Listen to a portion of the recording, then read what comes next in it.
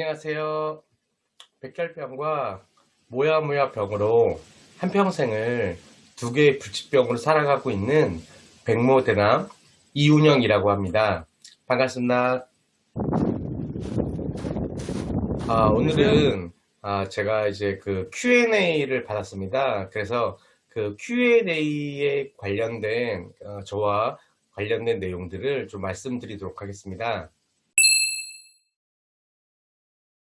저는 2020년 5월경 잠을 자다가 새벽에 눈이 떠졌는데 갑자기 어지럽고 구토 증세가 생기더라고요. 그리고 화장실에서 변기에 앉아 있는데 식은땀이 나고 갑자기 어지러워서 벽을 짚고 방을 이동을 해서 다시 누웠는데요. 방 안이 빙빙 도는 것처럼 느끼다 계속 구역질을 하게 된 겁니다. 저희 어머님과 외할아버지께서는 심장마비로 돌아가셨고요.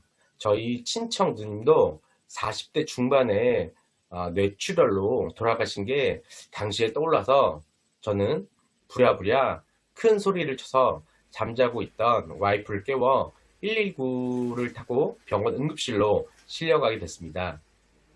그리고 각종 검사를 받는 와중에도 계속 구역질을 하고 너무 없이럽다 못해 기절도 했었던 것 같아요.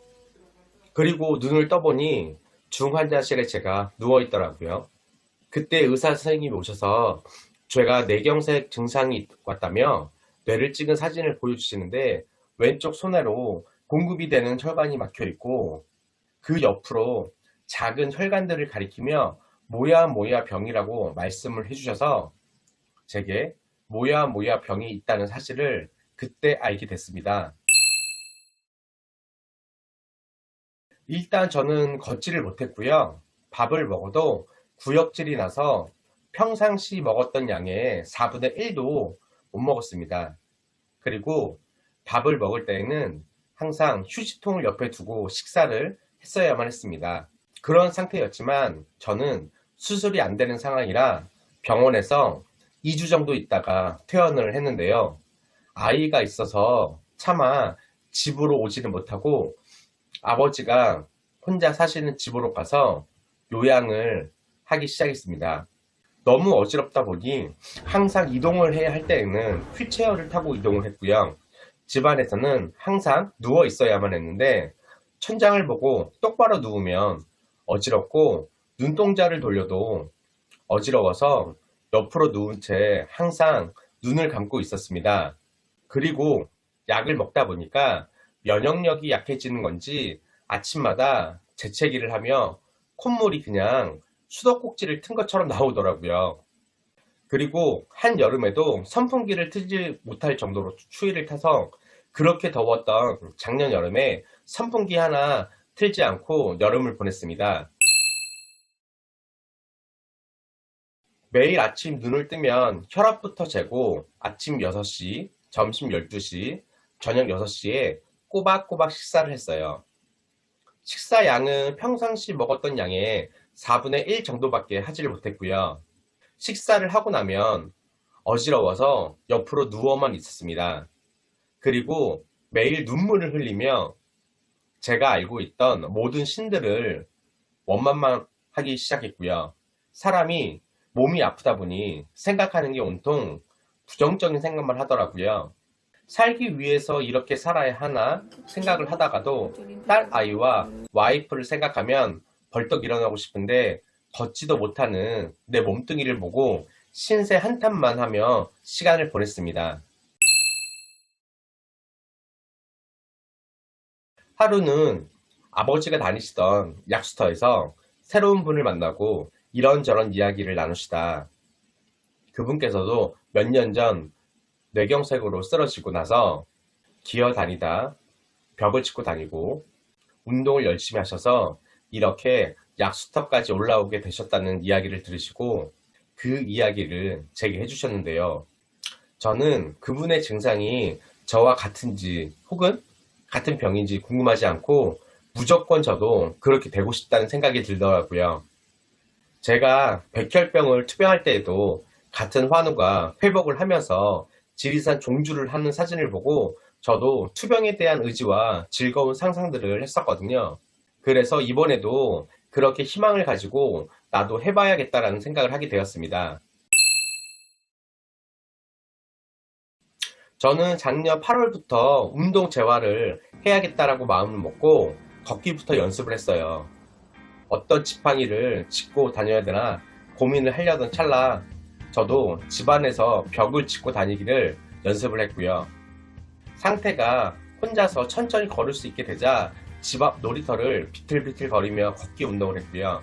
코로나로 놀이터가 폐쇄되자 큰 마음을 먹고 동네를 걸어 다니다 한강까지 나가서 걷기 운동을 꾸준히 했어요. 사실 꾸준히 하는 게 쉽지가 않은데요. 기록을 남기다 보니 제 상태를 알 수가 있었고요. 조금씩 변화되는 제 모습을 보면서 의욕과 의지가 조금씩 더 강해졌습니다. 그리고, 그리고 얼마 전에는 걸어서 22km까지 걷는 제 모습을 보면서 정말 많은 발전을 했구나 하고 생각을 했는데요. 정기 진료가 있을 때 저는 이만큼 운동할 수 있다고 의사 선생님께 말씀드렸더니 오히려 혼이 났습니다. 뭐야 환자는 과하게 울거나 웃거나 해서도 안 되며 운동도 심하게 하면 안 되고 대충 살아야 된다고 말씀하시더라고요. 그래서 그 다음부터는 땀이 맺힐 정도만 운동을 하고 있답니다. 특별히 가리거나 주로 특별한 것을 먹는 건 아니고요. 가공식품은 피하려고 노력을 많이 하고 있지만 어쩔 수 없는 상황이 많다 보니 그리고 약을 많이 먹어서 유산균이나 비타민 등은 철저하게 그리고 꾸준하게 섭취를 하고 있습니다. 요즘도 어지럼증이 없어진 건 아니지만 매일 아침 운동으로 하루를 시작하고 있어요. 온라인으로 모여서 코치 선생님과 운동을 하는 프로그램이 있는데요. 아침 루틴 만들기에도 좋고 여러 명이 모여서 함께 하다 보니 꾸준하게 할 수 있게 되더라고요.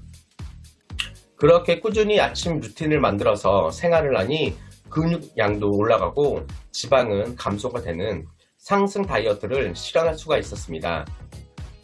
그리고 몸 상태가 좋아지니 안색도 맑아지고 체력도 늘게 되었답니다. 매일 아침 루틴을 만들고 기록을 남기게 되니 오늘은 또 얼만큼 변했을까란 궁금증에 아침잠을 이겨낼 수 있었고요. 그렇다 보니 꾸준하게 루틴을 지켜가며 생활을 할 수가 있는 것 같습니다. 지금처럼 꾸준히 운동도 하면서 자기 관리를 해 나갔으면 좋겠고요. 저도 다른 분의 이야기를 듣고 희망을 얻은 것처럼 저의 이야기가 또 다른 누군가의 희망이 되었으면 합니다. 여러분 모두 늘 건강하시고 성장하시기 바랍니다. 그리고 저에게 궁금한 사항이 있으시면 더보기를 누르신 다음에 제 사이트에 오셔서 질문사항 등을 남겨주시면 제가 또 질문들을 모아서 이렇게 답변을 드리는 영상을 만들어서 알려드리도록 하겠습니다. 감사합니다.